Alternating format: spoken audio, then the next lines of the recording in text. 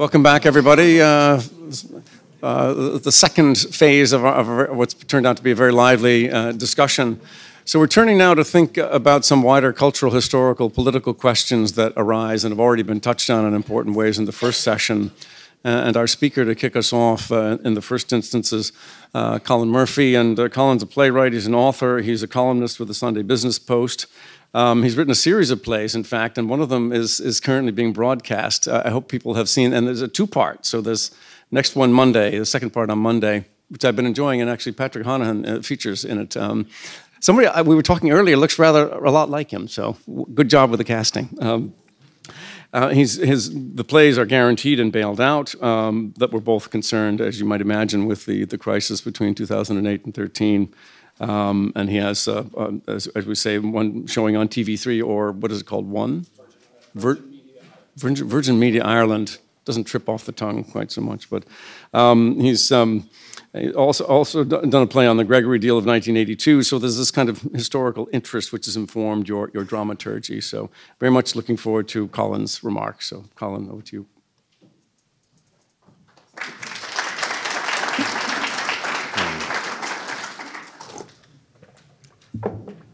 Thanks. Hi. Just to the gentleman who asked a question earlier, I'm not sure if he's still there.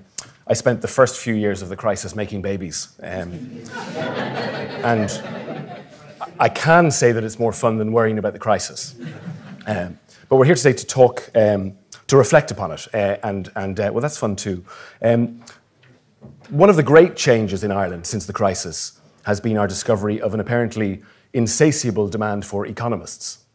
I'm sorry, but I'm not here to talk about economics. But I am going to start with something I read recently in the Financial Times. It was an interview with the American cellist Yo-Yo Ma, who's become a kind of missionary for the use of music to transcend the divisions in our politics and society.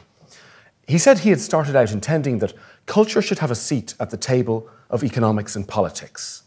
I think that's a fair point. But, he says, I now think culture is the table from which politics and economics can thrive. So I want to talk about culture. Not just culture in the sense of the arts, but culture as the bedrock of our social identity, of our particular humanity. Culture as the glue that binds us in communities and in nation states. Culture as the table at which politics and economics sit, from which they may thrive. So first, I'm going to talk about the culture out of which the crisis emerged and how I've tried to explore that in drama. Second, I'm going to talk about the formative culture of Irish politics. Third, I'm going to talk about the cultural impact of the crisis.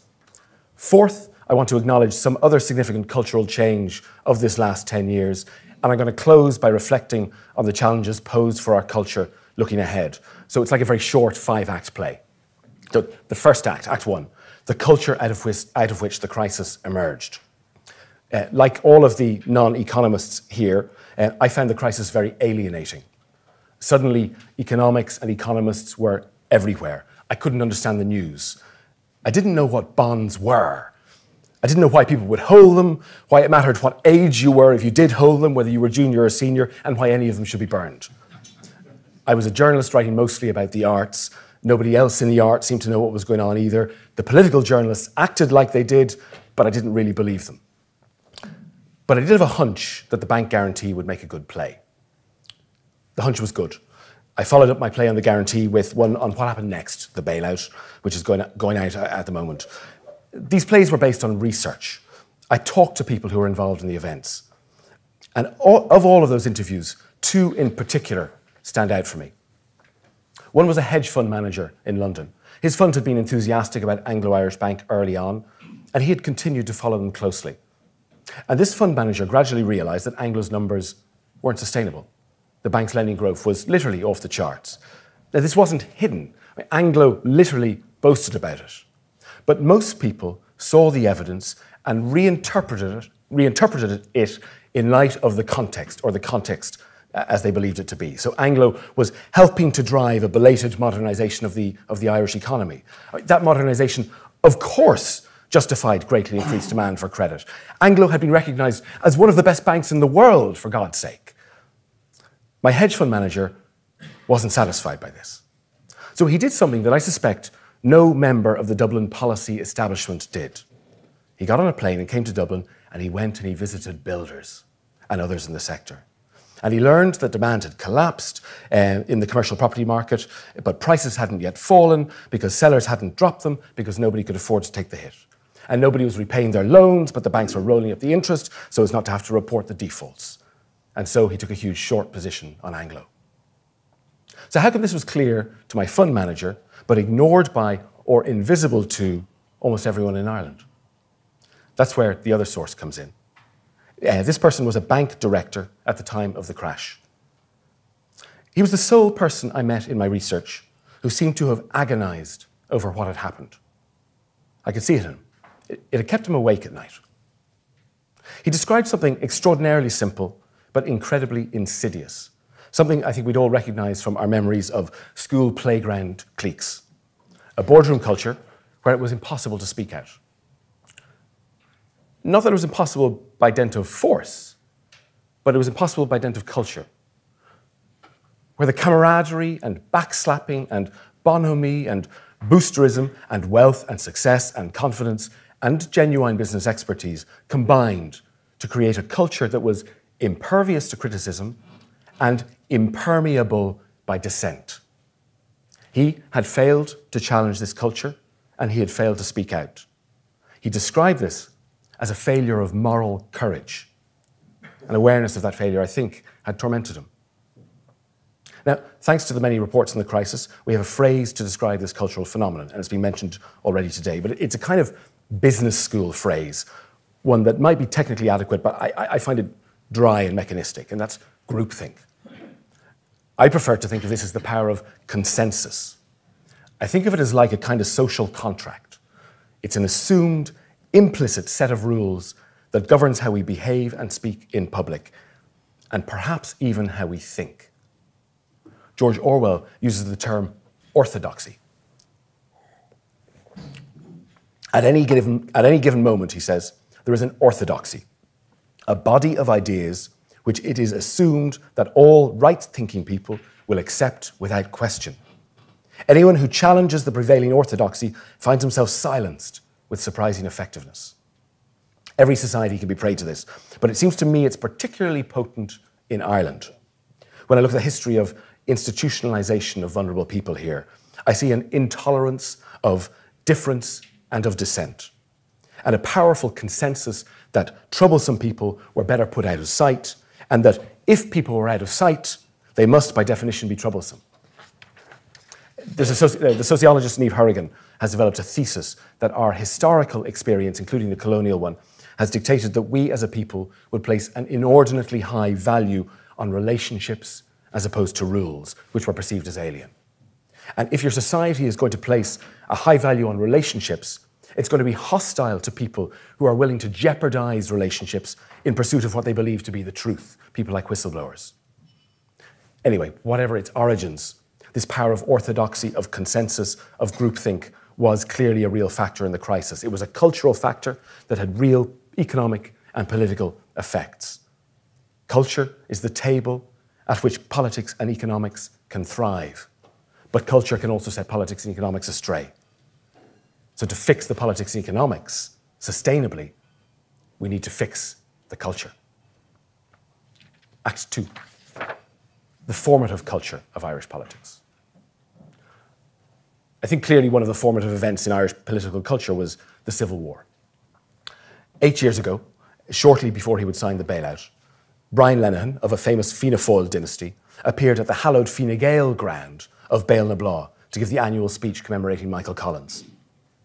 Lenihan spoke well. His own people were thrilled. The Fine Gaelers loved him. That moment, I think, marked the symbolic prelude to the substantive act that would mark the collapse of all meaningful distinction between Fine Gael and Fianna Fáil. The bailout. For what was the bailout but a repeat of the treaty?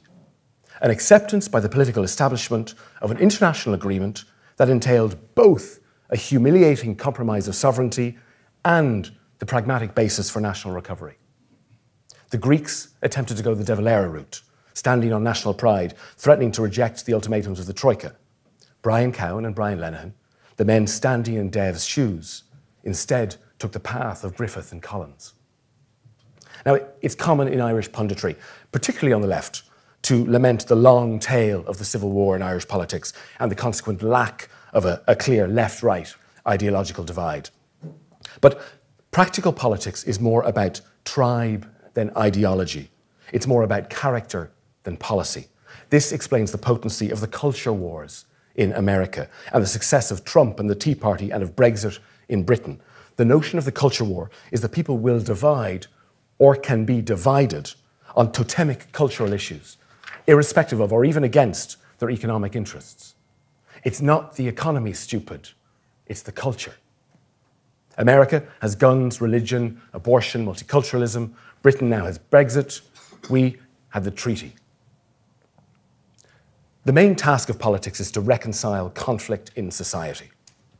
It's fairly clear how that happens with economics. Numbers can be split, compromises can be calculated. If the government is made up of 2 parts Fine Gael to 1 part Labour, the budgetary correction can be made up of 2 parts spending cuts to 1 part tax hikes. Cultural conflict is messier. It threatens to be more zero-sum. You're either pro-gun rights or an enemy of freedom. You're either for gay marriage or a homophobe. Traditionally, political parties have sought to marshal these conflicts for their own ends and have served to absorb them and redirect them towards the democratic arena. So the Tories contained British hostility to the EU and to immigrants, while Labour contained the hard left. The Republicans contained the libertarian and evangelical strands in American politics. And Fianna Fáil, likewise, redirected the violent hostility to the treaty back into electoral politics, and for decades after, it absorbed the radical energies from which that split sprang. But what we're seeing now across much of the West, as Peter Mayer has documented, is the decline of those traditional political parties. And with that, the loss of their ability to contain and focus conflict within the political realm. Democratic politics requires a bedrock of agreement about the rules of the game, about what's at stake, about how you win, about how the loser is treated. Traditionally, the political parties have promoted this agreement and contained dissent. When they break down, where does that dissent go? The fear is that it will be targeted at the system itself. So in Ireland, we have a formative cultural conflict that is no longer represented by the 2 main parties. Where does that energy go? It will seek expression elsewhere. Now, I don't mean that there are hordes of anti-treatyites armed with Mauser rifles out there hunting for a cause. But the radical political instincts, the character, the culture that informed opposition to the treaty no longer has a natural political home. And that leads me to Act 3, the cultural impact of the crisis. In the election of 2011, Fianna Fáil dropped 25 percentage points in support.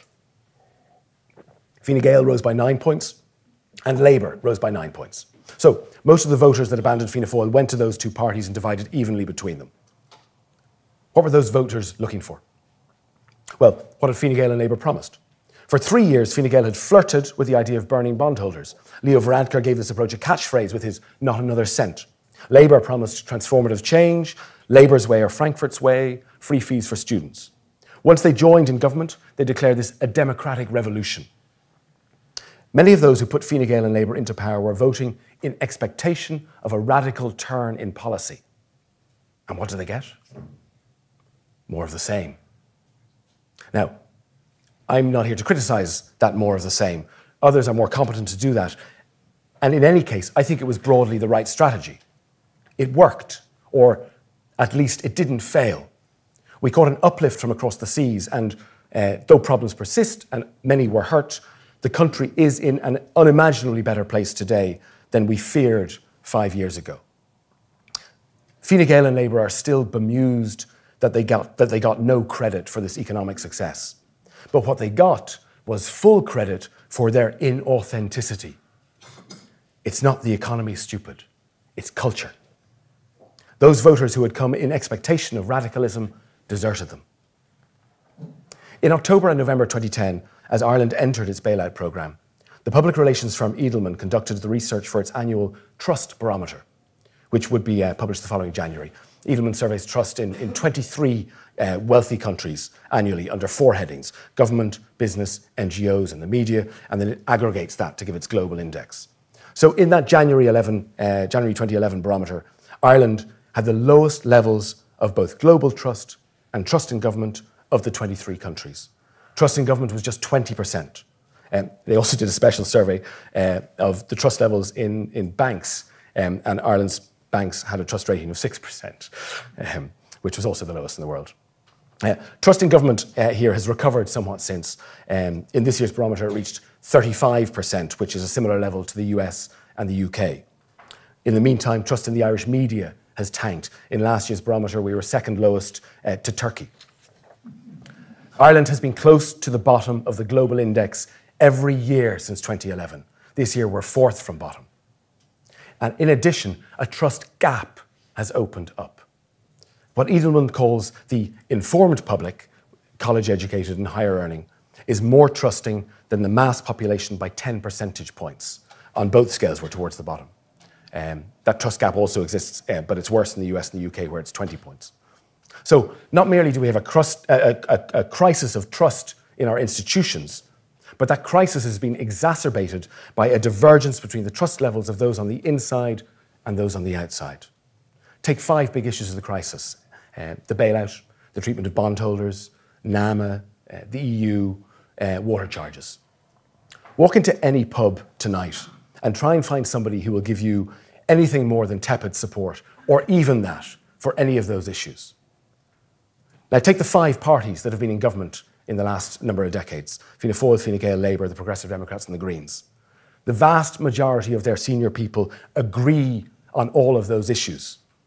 But that apparent consensus sits atop a great well of disagreement and dissent in the population as a whole. That dissent needs an outlet.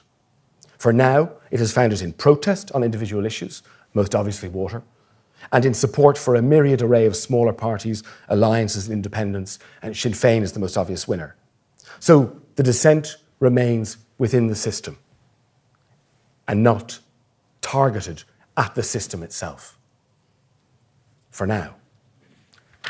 Act 4, other cultural change, coincident with the crisis. Where did you first hear about the bank guarantee? You probably didn't hear about it on Twitter, or Facebook, or WhatsApp, or on your iPhone. I'm old enough to remember the advent of the 24/7 rolling news cycle that was inaugurated with CNN's coverage of the Gulf War. In the past 10 years, that media era has been replaced by the era of social media and the push notification. In the 1990s and early 2000s, the news was always on if you wanted to watch it. Now, we are always on, receiving news and broadcasting it, even making it. In September 2008, just before the guarantee, Facebook was a very successful internet company. It had 100 million users and was valued at something under $5 billion. 10 years later, Facebook has over 2 billion monthly active users. It is the biggest institution in human history. It is valued at $500 billion. It has revolutionized how the media industry works and doesn't work, how advertising works, and, according to some, how elections work. Next up is how our brains work. Almost all of us are addicted to our phones and to the updates, the dopamine they constantly send us. That's probably rewiring us. Pascal Donoghue describes the challenge this poses for politics in a recent speech called Renewing the Centre. Social media monetizes a kind of engagement, he said. So it monetizes a kind of engagement that can be delivered in shorter and shorter attention spans, while the work that the state needs to do to meet the needs of the citizens transcends any single attention span because it's so sophisticated. So these phenomena, nothing to do with the crisis, have transformed the lived experience of Ireland over the past 10 years in ways that have little to do with economics and only marginally to do with politics, though they will have political repercussions. The internet was supposed to open our minds and broaden our horizons. But one of the big counterintuitive effects of social media is the retreat into tribalism. Facebook's motto is bringing the world closer together. But it turns out it just brings us closer together in like-minded groups. Social media, it transpires, is a giant engine for manufacturing consensus. Act 5, the challenges ahead. Culture is the table from which politics and economics can thrive. So, what kind of state is our table in? We have a crisis that was caused in part by a cultural predilection to consensus or orthodoxy or groupthink. We have a political system that's fragmenting, in which people are rejecting the broad church political identities with the compromises those identities necessarily entail in favour of narrower causes and smaller groups of like-minded people. We have a growing distrust in centralised authority in both politics and the media. We have a huge behavioural shift as we embrace the hyperconnectivity of mobile social media, one which seems to lead us to more intense engagement with like-minded people and more hostile antagonism with those with whom we disagree. Now, in finance, in banking, in politics, in the civil servants, in psychology itself, we know more than ever before about how groupthink works. Yet in the society around us, it seems we are creating the circumstances that foster it. In the fight against groupthink, there are practical steps that can be taken, and many of them have been, within institutions. The appointment of outsiders, protection of whistleblowers, freedom of information, better systems for appointment to boards, better training of boards, more diverse recruitment, including gender balancing, ethics legislation, and perhaps most important, though most abstract, the championing of debate instead of quashing it, celebration of dissent instead of ridiculing it. But because groupthink, consensus, orthodoxy is insidious, these are not enough. It gets into our brains, so we have to arm ourselves against it. George Orwell gave us a brief tutorial in how to do this in his essay, Politics and the English Language. Lazy use of language encourages lazy thought, he says, and lazy thought allows the corruption of politics. To think clearly, he says, is a necessary first step towards political regeneration. We're in an era when we hear a lot of talk about fascism. The word fascism, wrote Orwell, has now no meaning except insofar as it signifies something not desirable. He wrote that in 1946. So, to close, here is a list of words that similarly should set off alarm bells. Each of them can be used with precision, but more often you'll hear them used reflexively. They are intended to provoke an expected reaction in the listener without going to the trouble of making an argument. They are each tiny engines of groupthink. When you hear them, ask yourself, does the speaker know precisely what they intend? Do they want the listener to know? Is there a discrepancy between what the speaker means and the listener understands? Is what the speaker is referring to an objective fact or an opinion? Are they making an argument, or do they think they've already won the argument, or do they think that what they're saying is inarguable? Think of these as trigger words for your groupthink antennae. Populist, neoliberal, hard left, alt-right, progressive, sovereignty, vulture fund, Russian interference, deep state, safe space, snowflake, political correctness, dog whistle, high tax economy, pay restoration, squeezed middle, fake news, backstop. Thank you very much.